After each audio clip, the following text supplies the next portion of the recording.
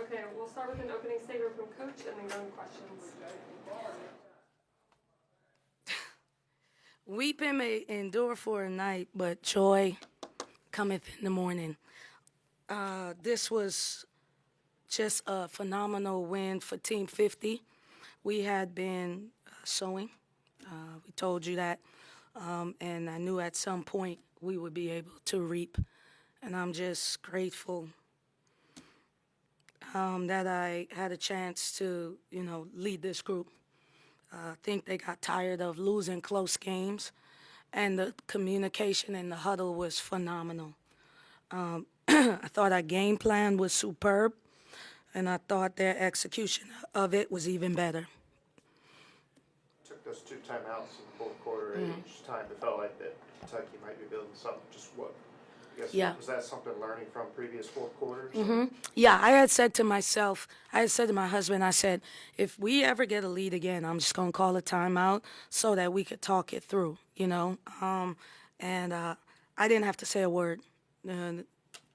Everybody was in there talking at a high level, and we really, they really wanted to win. And so I kind of let them just talk and then just managed it the whole way through. But I knew I wanted to use my timeouts just to make sure that we were confident. I didn't want us to start slowing it down too early. With about 5 minutes left, we started slowing it down too early. I wanted us to just play basketball and then just manage the clock once we got in the 2 minute. The rebounding, it's not like you guys had a huge height advantage or anything. No. But for, 54, and the offensive rebounding was especially insane. How do you explain that?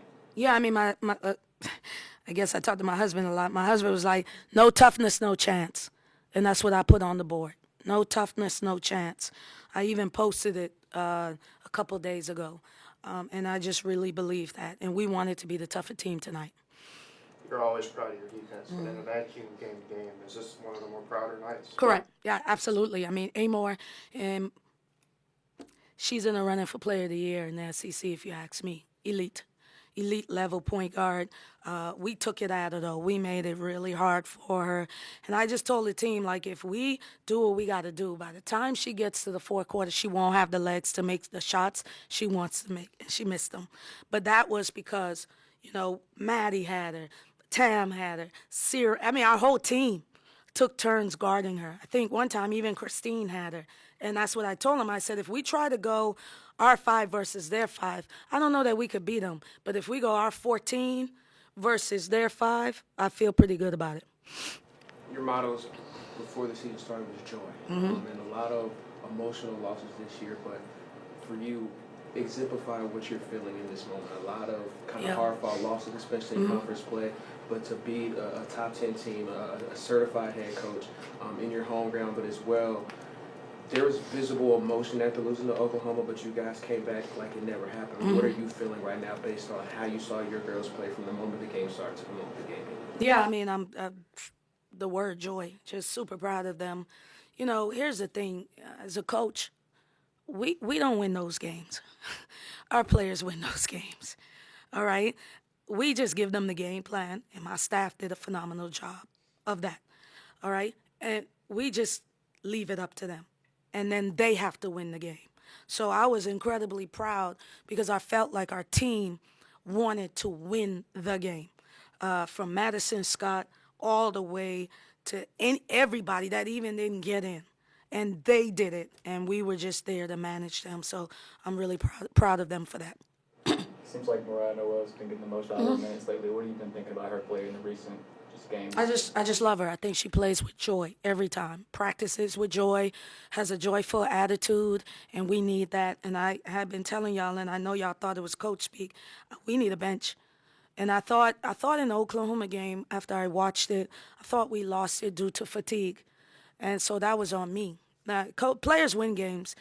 For me, I always feel like as a coach, I lose games, So that's the type of accountability as a leader of the program that I have.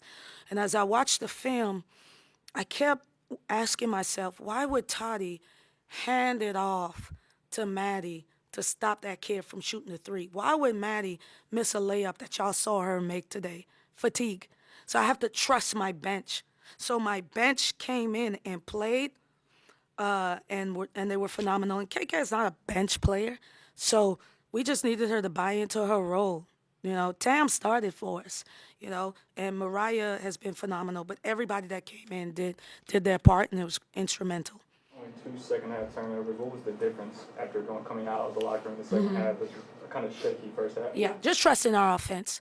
Just trusting our offense. You know, we've been playing big games since the first game of the season. So there's a little bit of PTSD from losing those games. And at halftime, I just said, y'all know the offense. Run the offense. Stop acting like you don't know. Stop leaving people out to dry. And so we had better movement in the second half because they started playing for and with each other. Your message when you grabbed the mic on the court Yeah. about sticking with the crowd, how much did it mean to be able to tell the crowd that? And Yeah. thank you for that? You know, I love our fans. You know, do I wish we could have the pavilion sold out? Yep. But you know what? My perspective has changed because a lot of people wish they could have the job that I have. And so instead of me being disgruntled about people that are not here supporting, the people that do support, they love Team 50. And that means something, and I'm going to give all my energy to them. I know you don't like this question, but I'm asking you. This one's eluded you at home, this kind of win. What is, in the moment now, Yeah. what does it mean to you? I mean, it means a lot. Kenny Brooks is a Final Four coach, you know. They went to the Final Four. I think it was last year, the year before. They went to the Final Four with Amor running the point, and we just beat them. We just beat a very good team. And so it means a lot, and hopefully we can build on this momentum as we have 2 more games this week. Is this that sign of what you were telling us, that those struggles, is this kind of what Yeah, special? yeah, exactly. That's what I was saying, Jake. Like, we're going to just continue to get better. Our offense is going to continue to get better, but our defense has to be what we hang our hats on. And then you'll see our offense evolve, and hopefully by March, we're playing our best basketball. Any more questions? Awesome. Thank you.